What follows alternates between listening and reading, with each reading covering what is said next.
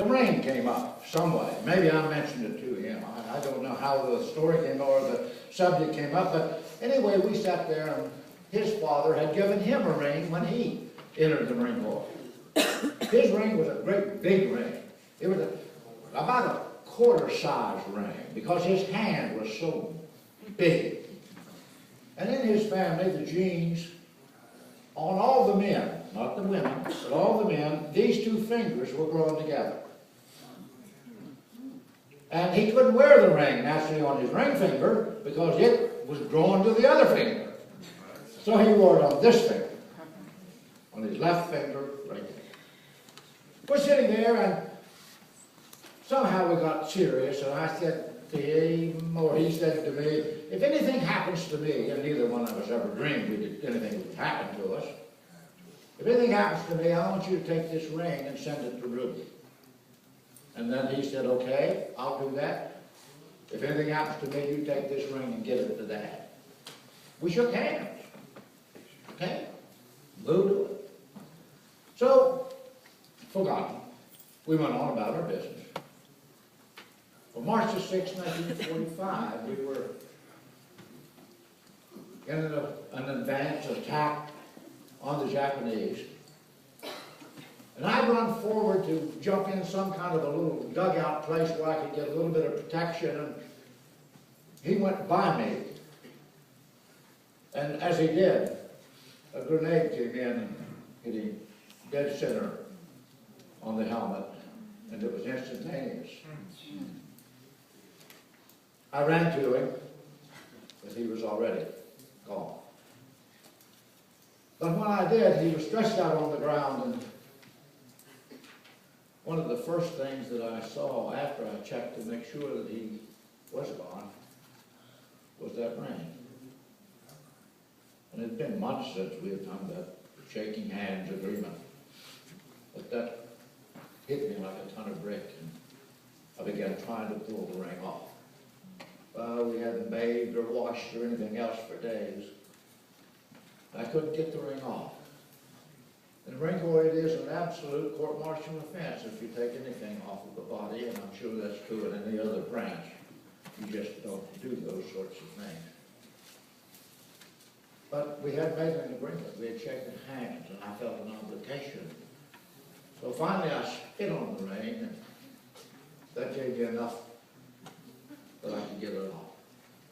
But then, when I got it off, it was as white as a piece of paper under there because we'd been over there for 2 years, and that ring had never seen the sunlight. And it just shined like a light. And the thought came to my mind, they're going to know I'm the first person to him, and others saw me as being the first person. They're going to know I took that ring off of that finger. So I grabbed some sand and rubbed on it, and that didn't do a whole lot of good. So I spit in my hand and got sand and made a little mud. You know what that reminds you of? I didn't know that then, but now I know it. And I rubbed that wet sand. Oh, it didn't hide it, but it concealed it a little bit. It wasn't as bright as it was. So I took the ring and stuck it in my pocket. Carried it all the way on through combat. When I got back to Guam, I wrote to Mom and Dad, and I said, I held the ring. I was afraid to try to ship it for fear somebody would take it. So I'm going to hang on to it, and when I get back, I will bring it to you.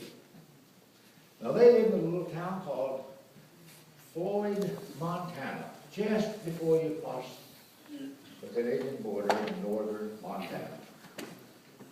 So I got home, had the ring, and wrote them when I was home that I would still deliver it. But I didn't own a car. I didn't have any money. But a good friend who happened to later become the godfather of my oldest daughter had an old 1942 Dodge red convertible. He and I had become real good friends. And I was telling him that I had to get this ring to Vernon's folks. And he said, well, why don't you take this old convertible Dodge, this old red Dodge? holy cow, I forget how many miles it was on it, but it was a whole bunch because they hadn't produced any cars all during the war. The top leaked, and it had been patched too many times, they couldn't get tops with them. It had been patched so many times. But my wife, we had married in October, my wife and I got in that red convertible and off we took for Montana.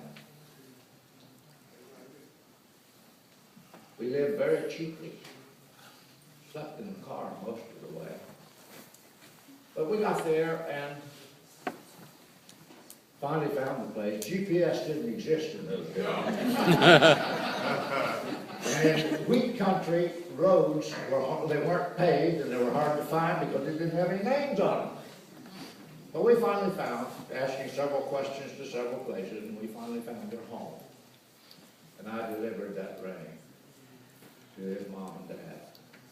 You would have thought I was delivering the most precious thing except their son to them.